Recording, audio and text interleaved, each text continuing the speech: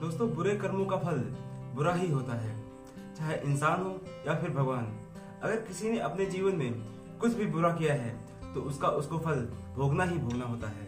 इसका सबसे अच्छा उदाहरण हमें माता सीता के जीवन में देखने को मिलता है, जिन्होंने कुछ ऐसा किया था जिसके कारण उनको श्राप मिला और उनको अपने जीवन में काफी दुख झेलना पड़ा।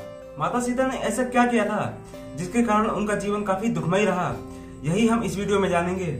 लेकिन दोस्तों, उससे पहले अगर आपने मेरे चैनल को अभी तक सब्सक्राइब नहीं किया है तो मेरे चैनल को सब्सक्राइब करके बेल आइकन को जरूर प्रेस कर लें। रामायण में माता सीता को जानकी कहकर भी संबोधित किया गया है, क्योंकि वो मिथिला नरेश राजा जनक की पुत्री थी, इसलिए उन्हें जानकी भी कहा गया है।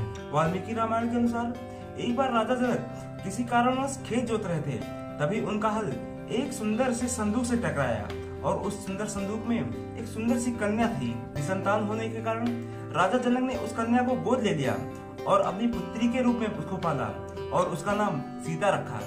जब एक बार सीता जी अपनी बाल्यावस्था में अपनी सहेलियों के साथ अपने बगीचे में खेल रही थी, तभी एक पेड़ पर एक तोते का जोड़ा बैठा था और वो आपस में कुछ बातें कर रहा था।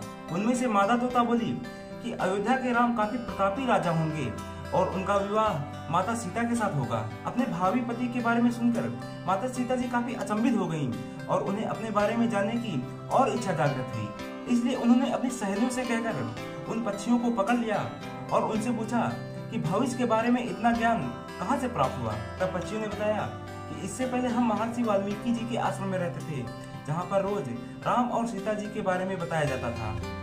तब सीता जी ने पक्षियों से कहा कि जिस जानकी के बारे में बात कर रहे हो वो मैं ही हूँ, मुझे मेरे और राम जी के बारे में और जानना है।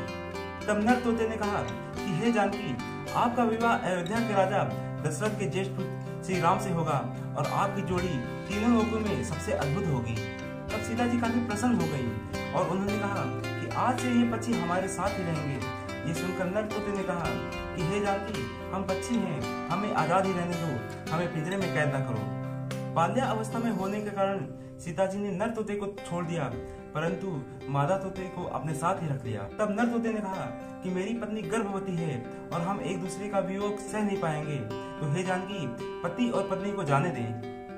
पर सीता जी ने नर तोते की एक ना सुनी और मादा तोते को अपने पास ही रख लिया।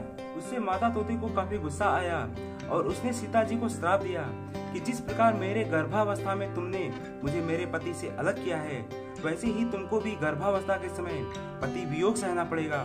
इतना कहते ही मादा तोते ने अपने प्राण त्याग दिया।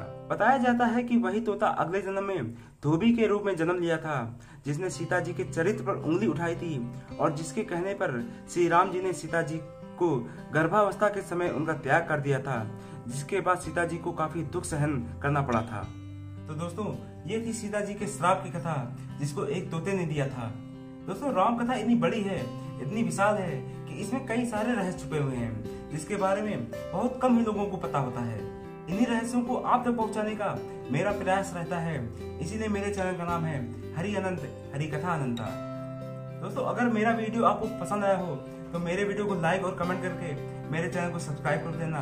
तब तक के लिए जय श्री राम।